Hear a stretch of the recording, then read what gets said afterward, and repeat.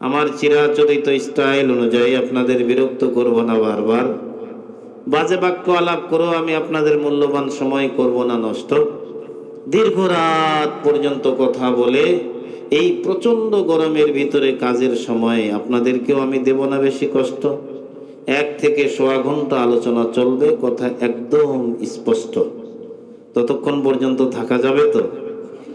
আর কোনো বাজে বাক্য আলাপের দরকার নাই। এবার সরাসরি আলোচনায় যাই।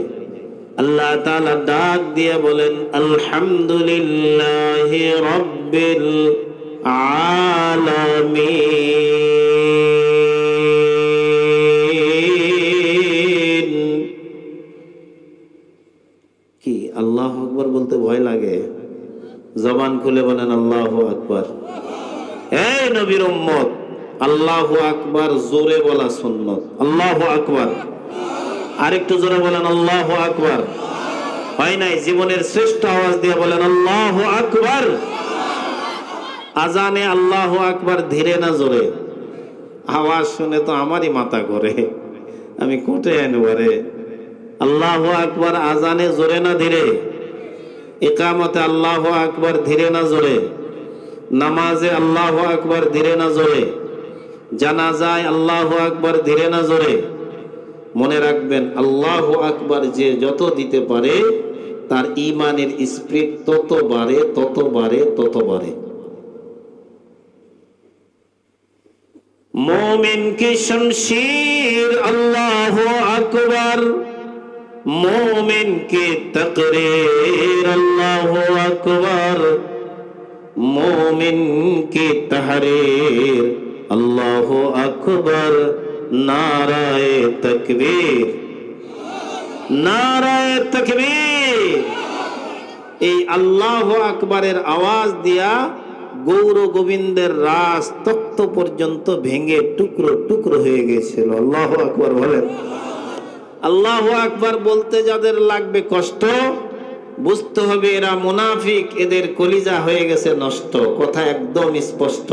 কারণ আল্লাহু আকবার মানে আল্লাহ বড়। আল্লাহ কি? এই আমরাই তো হয়ে আছেন কেন জড়ো সড়ো?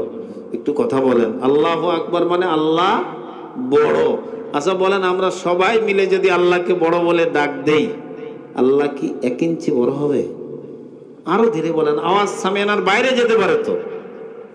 আজকে মুসলমানদের ঈমানের আওয়াজ নিম্নগামী হওয়ার কারণে গোটা দুনিয়ায় মুসলমান মার খাইতেছে।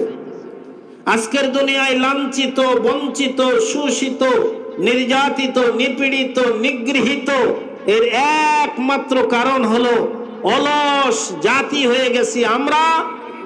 কাফের বেঈমানরা পিঠে তুলে নিচ্ছে আমাদের পিঠের চামড়া। আমরা যেন এখন হয়ে গেছি সুরে দেওয়া বলদ, দামরা দামরা। শরীর আছে, কাজের বেলায় নাই। আল্লাহ তাআলা আমাদের ঈমানের মজবুতি দান করুক। আরেকটু জোরে বলেন। সবাই দুটো হাত তোলেন তো, একটু নাড়াচাড়া দেন তো। মাশাআল্লাহ মাশাআল্লাহ। হাত নামান। এই যে হাত তুলতে বললাম উঠাইলেন, নাড়াইতে বললাম নাড়াইলেন, নামাইতে বললাম নামাইলেন। ঠিক এইভাবেই কিছু সময় তাকিয়ে থাকবেন, কারণ হেদায়েতের মালিক, কথা কয় না কে? হেদায়েতের মালিক আল্লাহ। আপনাকে আমাকে সৃষ্টি করেছেন কে?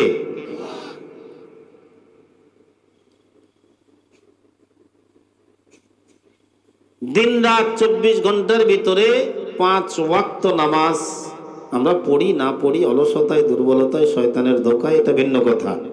কিন্তু 24 ঘন্টার ভিতরে নামাজ কয় ওয়াক্ত ফরজ? এই যারা কথাই বললা না তাদের কি গরজ? খালি হুজুরকে আনছি ওয়াজ শুনবা, তোমরা ওয়াজ করবো না? ওয়াজ শোনাও লাগবে, ওয়াজ করাও লাগবে। কারণ শুনলে দিলে আসর করে, বললে ওই কথাটা আল্লাহ তাআলা বলনে ওয়ালার আমলে না থাকলে আল্লাহ তাকে আমল করার তৌফিক দিয়ে দেয়।